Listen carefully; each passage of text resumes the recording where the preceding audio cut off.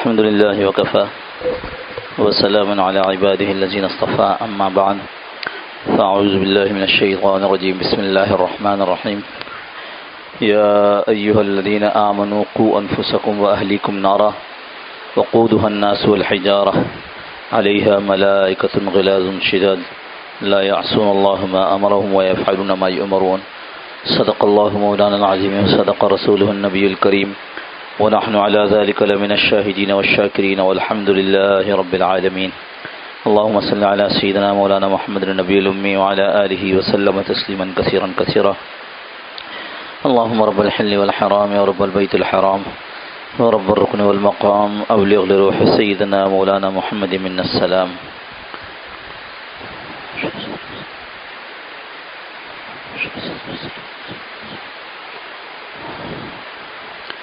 بزرگان محترم،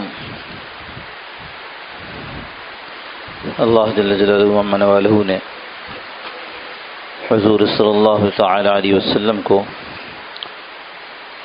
اس دنیا کے انسانوں کے لیے بڑی رحمت بنا کر بھیجا. خود فرمایا رسول اللہ صلی اللہ تعالی علیہ وسلم نے، جس کا مفہوم ایسا ہے کہ تم سارے کے سارے جہنم کے گڑھے میں کود رہے تھے. جیسے کوئی آدمی تیار ہو جاتا ہے کسی غلط کام کے لیے، کود رہے تھے، اور میں تمہیں کمر سے پکڑ کر جہنم سے بچانے کی کوشش کر رہا ہوں. حضرت رسول کریم صلی اللہ تعالی علیہ وسلم کی از اول تا آخر فکر کا خلاصہ یہ تھا کہ لوگ اللہ کی ناراضگی سے بچ کر اللہ کی رضا کی طرف آ جائیں. ہم دیکھتے ہیں ہمارے ساتھ کوئی اٹھنے بیٹھنے والا آدمی ہوتا ہے، بیمار ہو جاتا ہے، ہم پریشان ہوتے ہیں، اور بیمار ہوتا ہے ہم تھوڑے سے اور پریشان ہو جاتے ہیں، مر جاتا ہے ہمیں افسوس اور دکھ ہوتا ہے. اللہ کے نبی صلی اللہ علیہ وسلم کے بارے میں کتنی مشہور بات ہے کہ پتہ چلا کہ وہ جو یہودی لڑکا آتا تھا آپ کے پاس آ کر بیٹھتا تھا، وہ بیمار ہے اور بہت زیادہ بیمار ہے. آپ صلی اللہ علیہ وسلم اس کی طرف تشریف لے گئے. وہاں دیکھا تو لوگ جمع ہیں، معلوم ہوا کہ آخر وقت ہے. آپ صلی اللہ علیہ وسلم نے کلمہ پیش کیا. اس نے پہلے تو ہچکچایا، باپ کی طرف دیکھا. باپ نے کہا جو تمہارے دوست کہہ رہے ہیں اس کو قبول کر لو. اس نے جو ہے وہ کلمہ پڑھ لیا اور جان نکل گئی. اب جان نکلنے پر جیسا میں نے عرض کیا ہمارا حال تو یہ ہے کہ ہم افسوس کرتے ہیں. آپ صلی اللہ تعالی وسلم خوش تھے. کسی نے وجہ پوچھی تو ارشاد فرمایا کہ میں خوش کیوں نہ ہوں، کیونکہ آج میرا ایک امتی جہنم سے بچ کر جنت میں جانے والا ہو گیا. اللہ کے نبی صلی اللہ علیہ وسلم کی ساری تعلیمات، اس کا خلاصہ یہ کہ لوگ اللہ کی ناراضگی سے بچ جائیں، لوگ اللہ کو پہچان لیں. جس رب نے اس کو پیدا کیا ہے اس رب کو وہ پہچان لیں. ہم اگر کسی پاگل دیوانے کو دیکھیں جو چھوٹا سا بچہ ہو، معصوم ہو اور خوبصورت ہو، اور آپ کا جی اس کی طرف لگتا ہو کتنا اچھا پیارا بچہ ہے، اور معلوم ہو کہ یہ پاگل ہے، دیوانہ ہے، ماں باپ کو نہیں پہچانتا، آپ کو دکھ ہوتا ہے نا. تو ایسے ہی اتنے سارے لوگ ہیں وہ ماں باپ تو چھوڑ اپنے رب کو نہیں پہچانتا، تو نبی کو اس پر دکھ ہوتا ہے.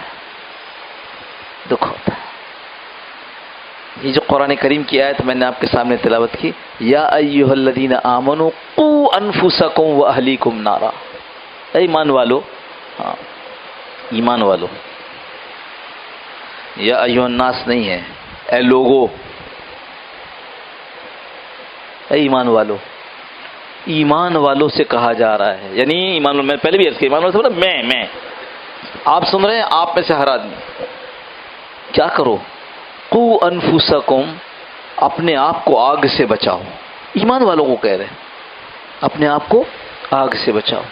وَأَهْلِيكُمْ نَارًا، قُوا أَنفُسَكُمْ وَأَهْلِيكُمْ نَارًا، اپنے آپ کو اور اپنے گھر والوں کو آگ سے بچاؤ. یہ جو اللہ کی ناراضگی اور جن کی جگہ جہنم ہے، اس سے اپنے آپ کو بچانا یہ ہماری سب سے پہلی ترجیح ہے۔ ہمارے کھانے سے، ہمارے پینے سے، ہمارے کپڑوں سے، ہماری ہر چیز سے، یہاں تک کہ ہماری صحت سے ضروری یہ ہے کہ ہم آگ سے بچ جائیں۔ ایک آدمی بہت ہٹا کٹا صحت مند، یہ میں صحت کی وجہ سے بات کر رہا ہوں، بالکل مضبوط، دیکھے تو آدمی رشک کرے کیا باڈی ہے، کیا فزیک ہے،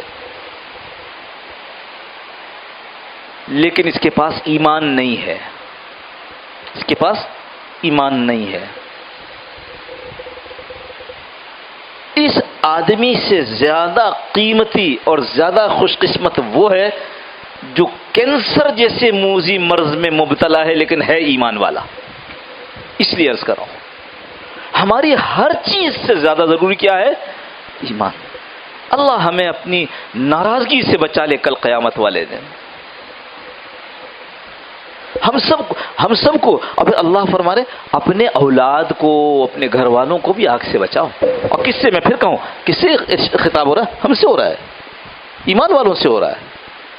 کافروں سے نہیں ہو رہا کہ تم آگ سے بچو، وہ تو ان کو تو مستقل کہا گیا، لیکن بعض خصوصی مواقع پہ مسلمانوں سے کہا جا رہا ہے اپنے آپ کو، اپنی اولاد کو آگ سے بچاؤ۔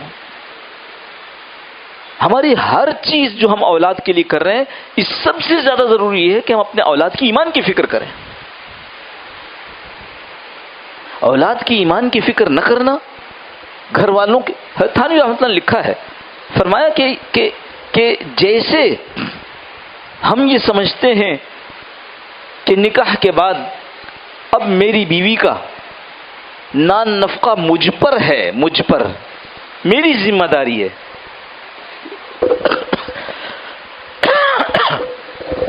نکاح کے بعد خرچ کی ذمہ داری، ضروریات زندگی کو پورا کرنے کی ذمہ داری یہ مرد پر ہے، اور جب اولاد ہو جائے تو پھر اولاد کی بھی ذمہ داری باپ پر ہے، مرد پر ہے۔ تھانوی رحمۃ اللہ نے لکھا کہ ہم یہاں تک تو خوب سمجھتے ہیں، لہذا اس کی سمجھ کی وجہ سے صبح سے شام ہم اپنے بیوی بچوں کے لیے کمائیاں کرتے ہیں، صبح سے شام۔ اور صبح سے شام تو شاید ایک طرف ہم تو حلال حرام کی پرواہ کیے بغیر کمائی کر رہے ہوتے ہیں، کیونکہ بیوی بچوں کی چیزوں کو پورا کرنا ہے۔ اب یہ الگ بات کہ ہم ضرورت سے زیادہ خواہشات پہ چلے جاتے ہیں۔ ایک تو ہے ضرورت کا لازم ہونا کہ بھائی ضرورت پوری کرنی جو ہے وہ باپ کی ذمہ داری ہے، شوہر کی ذمہ داری ہے۔ چونچلے پورے کرنے کی ذمہ داری شوہر کی اور باپ کی نہیں ہے، نخرے پورے کرنے کی ذمہ داری شوہر کی اور باپ کی نہیں ہے۔ وہ کیوں کرتا ہے؟ وہ نخرے پورے کرنے کے لیے جو کماتا ہے اس کی وجہ سے کیا نقصان ہوتا ہے؟ تھانوی رحمۃ اللہ نے فرمایا کہ جیسے لوگوں بیوی بچوں کی جسمانی ضروریات کا خیال کرنا، پورا کرنا یہ مرد کی ذمہ داری ہے، ایسے ہی ان کی روحانی ضرورت کا پورا کرنا بھی ان کی ذمہ داری ہے۔ عنوان لکھا ہے روحانی نان نفقہ، روحانی نان نفقہ۔ وہ جسمانی نان نفقہ تو کیا جانور نہیں کرتے؟ مرغی اپنے بچوں کو ساتھ لے کر دانہ نہیں چگتی، چڑیا اپنے چھوٹے سے بچوں کو جب تک وہ خود کھانے کے قابل نہ ہو جائے اس کے منہ میں دانہ لا کے نہیں ڈالتی، یہ تو جانور بھی کرتے ہیں۔ ہم لوگوں کے لیے کہ ہم جیسے ان کے جسمانی نان نفقے کا خیال کرتے ہیں ایسے روحانی نان نفقے کا خیال کرنا چاہیے، اور اگر اس کو نظر انداز کر دیا، اس کو نظر انداز کر دیا اور یہ سوچا کہ بھئی ہماری ذمہ داری تو یہ تھا کہ پھر یہ بڑا ہوگا تو خود ہی سیکھ لے گا، نہیں، اس کا مطلب یہ ہے کہ کل ہم اللہ کے ہاں جواب دہ ہوں گے کہ ہم نے جب اپنے نبی کے ذریعے بھی بتلایا، قرآن کے ذریعے ہم نے خود سے کہا، نبی کے ذریعے بھی بتلایا، الا کلکم راع وکلکم مسئول عن رعیتہ، تم سارے جو ہو نا وہ ایسے ہو جیسے چرواہا، چرواہا اپنے ریوڑ کا ذمہ دار ہوتا ہے. ایسی جگہ لے جا کر کے آپ اپنے ریوڑ کو چرائے جہاں ان کو غذا ملے، جہاں ان کی نشو و نما ہو، ان کی حفاظت بھی کرے. ہم میں سے ہر آدمی راعی ہے، چرواہا ہے. اس کو کوئی ریوڑ دیا اللہ نے. وَكُلُّكُمْ مَسْئُولٌ، یہ مسئول ہے، ذمہ دار، مسئول جس سے سوال کیا جائے گا.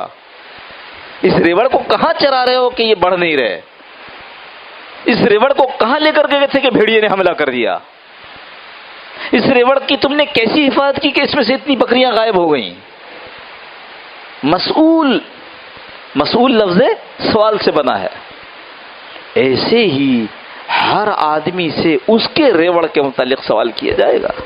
وہ جو اللہ نے ہمیں دیا ہے، جس کی نگہبانی، جس کی نگہبانی، جس کی نگرانی. ہاں، ہم نے اپنی کمائیوں کے چکر میں اپنی اولاد کی دینی فکر چھوڑ دی. اسکول میں داخل کرا دیا، ٹھیک ہے، یہ اس کی جسمانی ضرورت کو ہم کھانے سے پورا کرتے ہیں اور اس کی جو ذہنی ساخت بننی ہے وہ بھیج دیا اسکول. اور پھر اس کے بعد پھر ہم نے کالج بھیج دیا، اور کالج کے بعد پھر کسی پروفیشنل کالج میں بھیج دیا یا یونیورسٹی میں بھیج دیا. بڑے مطمئن ہیں، بڑے مطمئن ہیں، بڑے خوش ہیں. اوہ، جا کے ذرا پوچھیے تو صحیح کیا حال ہے. بہت اچھا، ساری ذمہ داریوں سے فارغ ہو گیا ہوں. کیا مطلب؟ مطلب یہ کہ میں نے اپنے بچوں کو پڑھا لکھا کر کے ان کی شادی کرا کے ان کو امریکہ بھیج دیا ہے. اکیلے رول رہے ہیں، بہت خوش ہیں، کوئی ذمہ داری نہیں پوری ہوئی. ان کی روحانی نان نفقے کا کیا ہوگا؟ ان کی روحانی تربیت کا کیا ہوگا؟ کل یہی کھڑے ہو کر کے یوں گریبان پکڑ کر، اللہ یہ ہے وہ ذمہ دار، میں ذمہ دار نہیں ہوں، یہ ہے وہ ذمہ دار جس نے مجھے بچپن سے لے کر جوانی تک کبھی نہیں سمجھایا کہ دین کیا ہے، اللہ کیا ہے، اس کا رسول کیا ہے، اس کا قرآن کیا ہے. نہ پڑھنے پر مجھے مارا بھی ہے، پیٹا بھی ہے. اسکول کالج میں فیل ہونے پر مجھے برا بھلا بھی کہا ہے، لیکن نماز نہ پڑھنے پر تو اس کی کیا کہتے ہیں، ابرو بھی نہ ہلی، اس کی تو پیشانی پہ شکن بھی نہ آئی. میں ذمہ دار نہیں ہوں. ہاں، پھر آگے اللہ سوال جواب کرے تو کریں کہ جب تمہیں عقل آئی تھی تو تم نے کیا کیا. لیکن جو بیج بونے کا وقت تھا اس وقت اس باپ نے کیا کیا؟ جس وقت یہ کچے ذہن کا تھا تو اس وقت اس کے باپ نے کیا کیا؟ اور یہ جو بات مجھے آج عرض کرنی تھی، جس کی وجہ سے میں نے تمہید باندھی، بعض اوقات آدمی کا سوال اتنا بڑا ہو جاتا ہے کہ اس کے بعد آدمی کی بچت کا کوئی راستہ نہیں رہتا.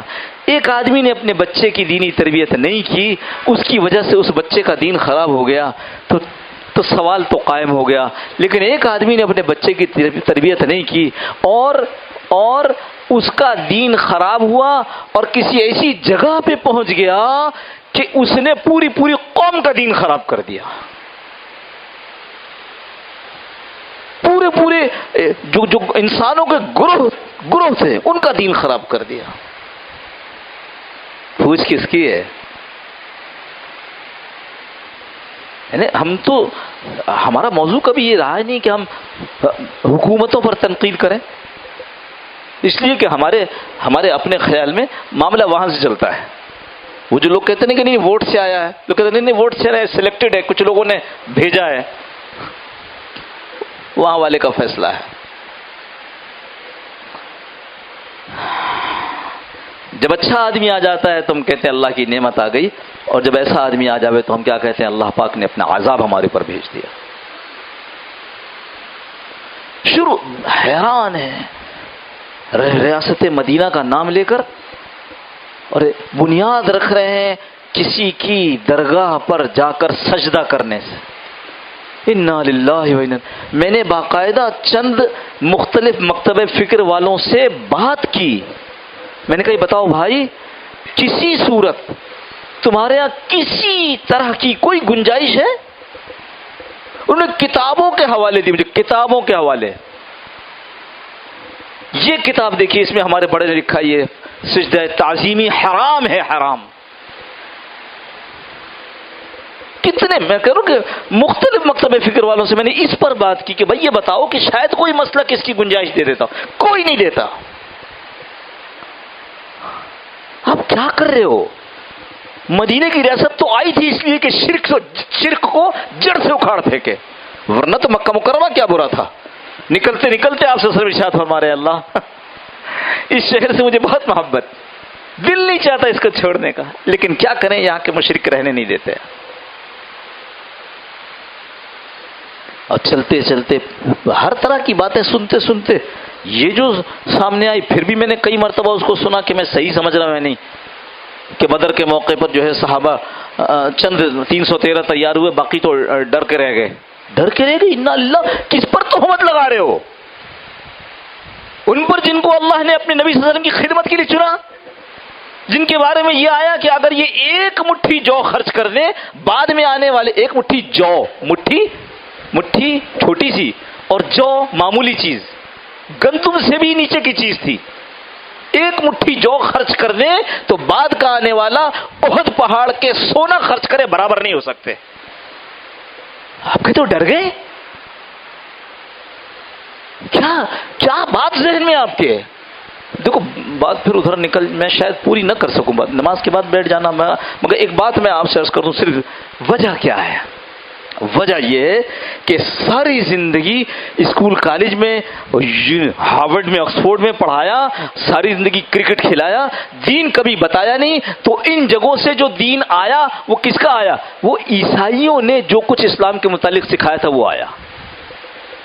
یہ سب کچھ جو کچھ یہ کر رہے ہیں، کہہ رہے ہیں، یہ سب کچھ مستشرقین کا کیا ہوا ہے. میرا خیال تک میں ذرا تفصیل سے مستشرقین کا تعارف کراؤں گا، لیکن کوشش کروں گا نماز کے بعد پھر اس کو کہ مستشرقین نے کیا کیا، مستشرق کون ہیں، یہ ہمارے بچوں کا اور ہمارا دین کس طرح سے آ کر خراب کرتے ہیں. کتنے لوگوں نے لکھا ہے، بڑے بڑے اسلام پسند، جو میں اسلام پر چلنے والے نہیں کہہ رہا ہوں، میں لفظ اسلام پسند کالم نگار، یوں مسلمانوں پر طنز کیا ہے کہ جب یورپ چھاپا خانہ بنا رہا تھا اس وقت یہ لوگ چھاپا خانے پہ پابندی لگا رہے تھے. حقیقت یہ ہے کہ جس وقت میں ایک مستشرق نے اس قرآن کریم کی غلط تفسیر ترجمہ کیا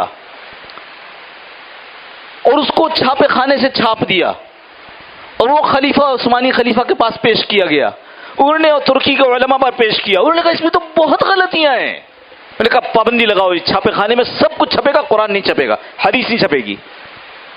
اس لیے کہ یہاں سے چھپنے کے بعد تو سب جگہ چلا گیا، کہاں کہاں تصحیح کریں گے ہم. اس کو کیا کیا ان لوگوں نے؟ مسلمانوں پر اور دینداروں پر ایک طنز بنا دیا. یہی لوگ ہیں جن کے پاس تھوڑی سی نالج، اتنا سا علم ہے، اور اس علم کی بنیاد پر اپنے آپ کو یہ کہتے ہیں کہ ہم تو فلاں فلاں سے زیادہ علم جانتے ہیں. وقت ہو گیا. بہت دکھ ہے. برداشت کرتے جب صحابہ کو یہ کہا جائے کہ لوٹ مار کر رہے تھے، خدا کی پناہ، تم ان کو اپنے پیشروں لوگوں کی طرح سمجھتے ہو کہ جو لوٹ مار کرتے تھے اور ان کو تم نے جیل میں بند کر دیا؟ کیا ہو گیا ہے؟ ہم کن لوگوں کے ہاتھوں میں آ گئے ہیں؟ خیر، میں نے پھر کہا مقصود میرا حکومت پر تنقید کر، مقصود میرا یہ ہے کہ ایسا نہ ہو کہ ہم اپنے بچوں کی دینی تربیت نہ کریں اور پھر اس دینی تربیت نہ کرنے کی وجہ سے اپنا بھی بیڑا غرق کرے اور بڑے بڑے گروہوں کا، کیونکہ وہ کہیں نہ کہیں تو جا کر بیٹھے گا، کسی نہ کسی جگہ کو، کسی نہ کسی ادارے میں، کسی نہ کسی سوشل پوزیشن میں، تو پھر صرف آپ کی سوال آپ کے بچے تک نہیں رہے گا، پھر اس پورے گروہ تک کا سوال آپ کی گردن پر آئے گا. اللہ پاک ہمیں عمل کی توفیق نصیب فرما دے اور ہمیں ان ساری چیزوں سے ہم سب کی حفاظت فرما دے، اور ہمیں اللہ پاک اس ملک کو اسلام کا گہوارہ بنا دے، اور اللہ ایسے لوگوں کو حکمرانی عطا فرمائے جو جو دین کو سمجھنے والے، دین پر چلنے والے، دین پر چلانے والے ہوں. ایک جملہ اور کہہ دوں تاکہ آپ یہ نہ سمجھیں کہ میں کسی مذہبی سیاسی پارٹی کی حمایت کر رہا ہوں. حضرت مفتی محمود صاحب رحمۃ اللہ علیہ سے کسی نے پوچھا کہ حضرت کیا چاہتے ہیں آپ؟ یہ صحافی کا سوال تھا. آپ یہ چاہتے ہیں کہ مولویوں کو حکومت مل جائے؟ فرمایا نے بالکل نہیں، ہم یہ چاہتے ہیں حکومت والے مولوی بن جائیں. اللہ پاک ہم سب کو عمل کی توفیق نصیب. وآخر دعوانا الحمدللہ رب العالمین. پہلے اذان ہوگی پھر سنت ادا فرمائیں.